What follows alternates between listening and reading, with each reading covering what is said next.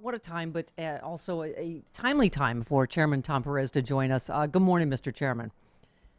Good morning, Stephanie. It's Um, a somber day today with John Lewis, and what a wonderful human being. Yeah. yeah, no, absolutely, Chairman. I just said before the break. I know you just joined us, but I was saying yesterday. So I think someone had tweeted, not in a mean way, but just Mr. Kane, was it worth it to you to go to this rally and take a picture and say, haha, we're here with no masks? I sincerely hope that you recover.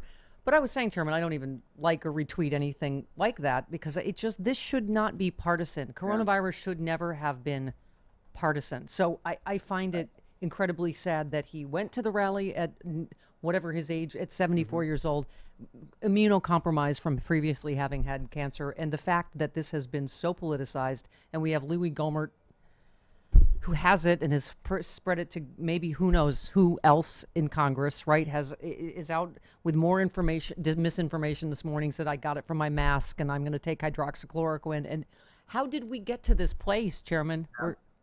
I know. I mean, it's one thing, Stephanie, to lie about the number of people who attended the inauguration on January 20th. That's silly. It shouldn't happen. It's troubling. But in terms of the human impact of that's just silliness. Yeah. Now, when you lie about little things, then you start lying about big things. And when we lie about science, look at all the things he said. This is going to miraculously disappear. You don't need to wear masks. A mask is not a political statement. A mask is a public health imperative. And unfortunately, this president just doesn't get it. And in December, January, and February, that was the original sin of this coronavirus epidemic. And here we are now. We've touched a 150,000 death milestone. That is not a milestone anyone wants to touch. Then you look at this morning, we had just absolutely unheard of numbers on GDP. Never in the history of record keeping have we seen GDP contraction of this nature, 32% annualized. The worst we ever saw was 10% in 1958. The worst we saw in the Obama, during the Great Recession was, I think, 2.9%. This is epic. We've now had the 19th week in a row of unemployment claims over 1 million. That never happened in the Great Recession. I bring all of this up because it's no surprise that Donald Trump today then starts tweeting about postponing the election. Let me be clear to all of your viewers and listeners. That can't happen. Right. Okay. This is, I was going to say, and before the breaking Herman Cain news, Chairman, this is the only thing my listeners want me to talk to you about this morning. No, he tweeted, can't happen. For people that haven't heard about it, Chairman, the president tweeted this morning, with universal mail-in voting, not absentee voting, which is good, 2020 will be the most inaccurate and fraudulent election in history. It will be a great embarrassment to the USA. Delay the election until people can properly, securely, and safely vote. This is what everybody has been nervous about. Again, so it is in, I have my pocket constitution, sir. It is in here, correct? Yeah. Yeah. Again, people need to understand, distracting Donald is at it again. He doesn't want you thinking about these GDP numbers. He doesn't want you to think about the 150,000 deaths where we are in a spiral with this coronavirus because of his failure of leadership. So he distracts. That cannot happen. Changing the election date requires an act of Congress. January 20th is in the Constitution. He will have to amend the Constitution to change the date when Joe Biden is going to take office. So this is not going to happen. Do not allow this to distract you. But do understand this. This president will do anything to win. He will suppress the vote. He will try to undermine public confidence in vote by mail, even though he votes by himself. He votes by mail himself. And so every time you hear something really stupid like this, get motivated to do what John Lewis said, which is vote and get all of your friends who are eligible to vote. That is the most powerful, nonviolent tool that we have to build a more perfect union. Those are John Lewis's words. They're more powerful today than ever. Chairman, since I know you personally, I know you to be a really nice guy. That's not the part I'm interested in right now. The part that I'm interested in is that you are also really smart and really tough. Yes. And did a Amen. kick-ass job in 2018, because people want to know the Democrats are going to fight, because we have a perfect storm coming at us, don't we? I need your advice for my listeners on not just voting, but that there will be a safe and secure election, because this is not anecdotal. I know we all feel like crazy conspiracy theorists now because we have one in the Oval Office, but he is actively trying to destroy the post office. I mean, this is not anecdotal now. He is obviously trying to slow down the mail, undermine people's confidence in the post office. What can we do about that? What are you guys doing about it? Well, actually, you're right that he is going to do everything in his power to make it harder for eligible people to vote. There's no doubt about that, Stephanie, and we understand that. And we have built the most muscular voter protection operation that I think we've ever had. And it's not just we at the DNC, it's our partners. It's Eric Holder's group, the National Redistricting Commission, Stacey Abrams, et cetera. We have so many tools that we didn't have before. We have a voter purge tool. You can go to North Carolina. I'm just picking one state by example. And you can do the following query. You can say, I want all the African Americans in Wake County who have been taken off the rolls over the last 12 months. And you will get that list. And again, this is a tool we built at the DNC. You can get that list and then you can conduct the investigation. Were these unlawful? And if the answer is yes, you sue. If the answer is no, then you get them organized to get out there and vote. We didn't have that tool. Where do we go? Can you say that again? What's the name of where we go to? Is there a website? Democrats.org. Great. Now we have 88 different partners right now who have been using this tool, and it's really, really important. We built this tool in a user-friendly way so that advocacy groups, others, you don't need a PhD in analytics to use this. We've been filing lawsuits. You mentioned the post office. I invite you to take a look at the litigation we filed in Wisconsin. We got a remedy in April in that case, in the run-up to the primary. You remember that, Stephanie, because they were trying to weaponize the pandemic to suppress the vote to win a state Supreme Court race. And here's what we got from the judge in that case. The judge allowed anyone whose ballot was postmarked by Election Day. The law in Wisconsin said it had to be received. The judge said postmarked by Election Day would be sufficient. And 142,000 voters were enfranchised because of that one remedy. And we are fighting to get that remedy in November as well. Okay, fantastic. I want to get your advice. I want to get your reaction. One tweet, important warning. My mailman, a lot of people, anecdotal stories over the country. My mailman just confirmed they've all officially been told to slow the mail down per Trump's Postmaster General. So for mail-in ballots, send them early. Send them 21 days early. Do not wait. Is that something you would also, because again, in this bipartisan group that I know you've read this story in the Boston Globe, bipartisan group secretly gathered to game out a contested Trump-Biden election. It wasn't pretty, which is why we have to make sure it's not close, A, but B, I mean, this what I'm afraid of. I think we all have PTSD from 2000, where they're like, oh, stop the counting. Oh, we're going to send it to the Supreme Court. I mean, this is what we're afraid of, right? Is that they're going to, if ballots aren't in by Election Day. So what is I keep tweeting, Chairman, what's your voting plan? Tell me your voting plan. Go to vote.org. Make a plan. Let me just give you an example. Arizona, a state that is near and dear to your heart. Voting starts September the 14th, folks. Election Day is not November the 3rd. Election Day starts September the 14th. And what we're doing, so much of our organizing right now is about educating voters on how to vote by mail, how to vote remotely.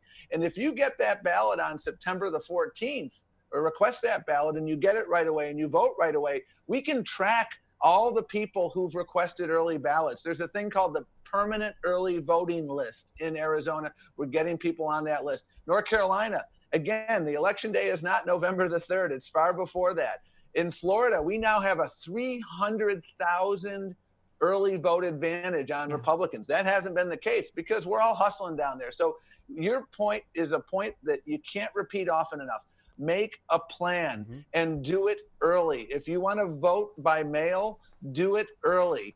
we are working hard to make sure people have options. Those who want to vote on election day, and for some, it's a cultural experience. You go to election day, Yeah. you go to the precinct. We're going to make sure that precincts aren't shut down. We've got the largest voter protection operation we've ever had, and so make that plan. If you're going to vote early, make sure you do it early, and that is how we do this. And let me just say one more thing, Stephanie. We're going to fight like hell. We know that they're going to cheat. Yeah. We're not going to cheat, but we are ready, and we have sued, and we will continue to sue. We're going to use every single tool in our toolbox. Thank you. I know this is my listeners. I felt a 6 million person sigh just now. Like, okay, because Joe Biden said this president is going to try indirectly to steal the election by arguing mail-in ballots don't work. They're not real. They're not fair. In this article about the bipartisan group, Chairman, there's some truly terrifying things, but one of the historians said he doesn't have to win the election. He just has to create a plausible narrative that he didn't lose. Another said we have norms in our tradition rather than laws. How well is our constitutional legal system designed to deal with an incumbent president who insists that he won an election but for the presence of fraud? And I think the rather unfortunate answer is our system is not well designed to deal with that problem. I mean, so they literally are gaming out every scenario, as I'm sure you are too, right? Well, absolutely, and here's the way. Again, I get back to John Lewis. Here's the challenge that Trump has. I learned from Ted Kennedy. Politics is about arithmetic. Addition beats subtraction every day of the week. And Joe Biden his coalition is growing. We have hardcore Democrats. We have independents. We have party of Lincoln Republicans supporting us. Look at how he's doing in suburban voters. Look at what he's doing with senior citizens. Trump won seniors by 8 or 7. Biden is ahead by 6 or 7. Look how we're doing with young people. When communities of color turn out in force, we win. When young people turn out in force, we win. Our coalition is growing. The number of states that we are organizing in and competing in is growing. We just put an ad out in Ohio again today because Ohio's in play. Texas is a dead heat. If Latino voters, African American voters, Asian American voters turn out, we win that state. Yeah. In 2020. Yeah. This is what we need to do. And this is how we put an end to Trump. I want to defeat Trump, and I also want to defeat Trumpism. Yes, thank you. And Trumpism is to kick butt in November. Now, I will take 271 or 270 electoral votes if necessary. Don't get me wrong. But the best way to defeat Trump and Trumpism is for everyone to get out there in every state and vote. And that's why we are expanding the playing field. The infrastructure that we have is more robust than ever before. Organizing, data and tech, voter protection, all those things. More than ever before. And you're right. It's the whole party, Chairman. He has, as they say, the fish stinks from the head. But I mean, even in these coronavirus bills, they're putting in nonsense. Right. 3 martini lunches and, all this military money only in districts where they have close Senate races and new FBI building. New FBI building. Payroll which is tax. right across the street. For your listeners, the new FBI building is basically catty corner from the Trump Hotel. Right. Yes. So they're trying to.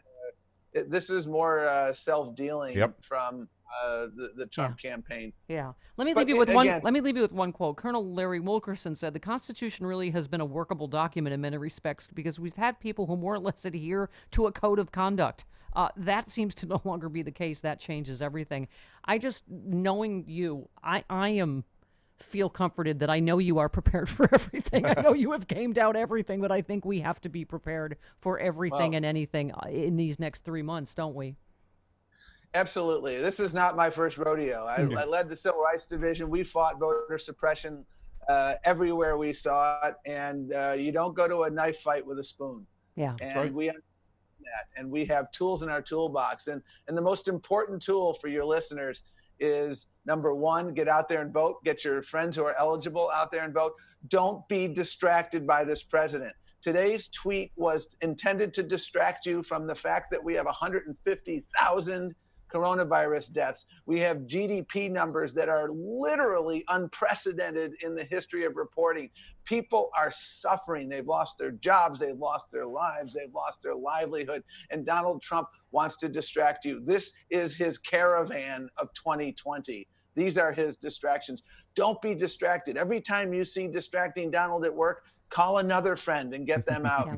We need I say it every day, Chairman, we need a blue tsunami, not just a blue wave. And you know, I'm sure you even have PTSD from these polls from 2016. I mean, I keep saying Sure. you can get happy, just don't get complacent. Right. I mean, the polls Well, obviously and look great, but And again, the only polls that count are on November the 3rd. Don't get on, I call it the polar coaster. Don't believe this. When I see these polls showing Joe Biden up by 10 or 12, I say, folks, we've got 96 days till the weekend.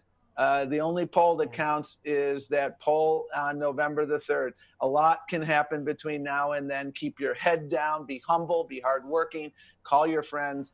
And we've built a really good operation. We're working hand in glove with the Biden team. And I think Joe Biden is the person for the moment because we need leadership with compassion. We need leadership with a demonstrated track record of accomplishment. Leadership that'll bring us together. Leadership that will help us re-earn the respect of the world. This America First isn't America First, it's America alone. And what, I mean, we didn't even talk about what he did in Germany yesterday, which was just he doesn't work for the United States of America. He does not work for us. He just, okay. Can you just tell us real quick? Just no doubt about it. Between you and me, who's he going to pick? Just tell us who he's going to pick. Who's he going to pick, Chairman? A woman. Yeah, good answer. That in itself is so exciting. He's going to go out on a limb. That is so exciting. Hey, Stephanie, I've worked with just about all of them really closely. I'm going to be thrilled with whoever he picks. Me too. I mean, what an amazing list of women, and I believe in my heart, Chairman, that's going to be the next president. You know, and so I think it is just an exciting, it's huge moment. So I'm really excited, and we just completed our platform process. It's a very bold document, and it was a very inclusive process. Our unity is our greatest strength, and it's Donald Trump's worst nightmare. And we had almost 24 people running for president. Every single one of them is full-throated behind Joe Biden, full-throated behind Democrats up and down the ticket. We've got a great opportunity to take the Senate, to expand our margins in the House, to win state houses, to flip state houses. All of this is important because, redistricting is coming up. So our focus is obviously starts with Joe Biden and whoever his historic running mate will be. But our focus is up and down the ballot. And with the help of your listeners, I think we can do this. Again, it won't be easy. Do not be distracted by the stupid tweets.